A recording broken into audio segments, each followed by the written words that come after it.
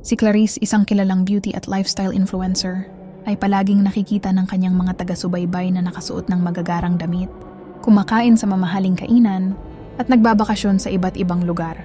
Sa Instagram at TikTok, siya ay perpekto, maganda, mayaman, at parang walang problema sa buhay. Pero sa likod ng kamera, ibang-iba ang kanyang mundo. Nakatira siya sa isang masikip at sira-sirang apartment sa gilid ng estero, nakikihati sa kuryente ng kapitbahay, at madalas ay instant noodles lang ang kinakain. Lahat ng pinapakita niya online ay puro utang, pautang na gamit, at hiram na lugar. Ang mga designer bags niya ay peke. Ang mga kape niya ay picture lang mula sa mall na hindi man lang niya natitikman.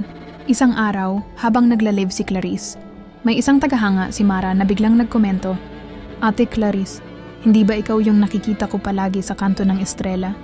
Naglalakad pa uwi bit-bit ang mga basyo ng bote? Fake lahat ng posts mo." Sa una, inignore ni Clarice, pero mabilis kumalat ang komento. Na-screenshot ito at nag-trending. Sunod-sunod ang mga comments na bumabagsak sa kanyang live stream.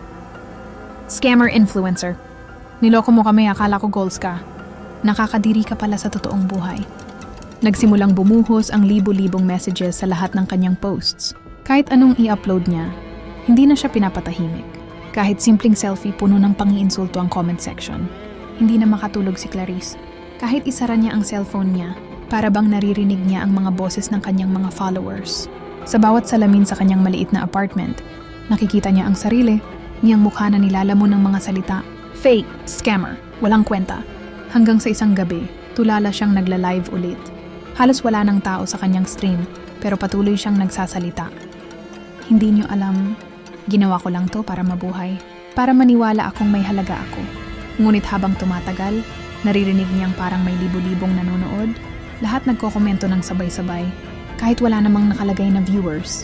Ang screen ng phone niya ay nagiging itim at dahan-dahang lumalabas ang salitang fake, fake, fake. Paulit-ulit, palakas ng palakas. Kinabukasan, natagpuan si Clarice ng mga kapitbahay na wala sa sarili. Paulit-ulit na kumakanta ng mga jingles ng mga product endorsements niya. Hawak-hawak ang kanyang peking bag at nagsiselfie sa pader na parang kamera.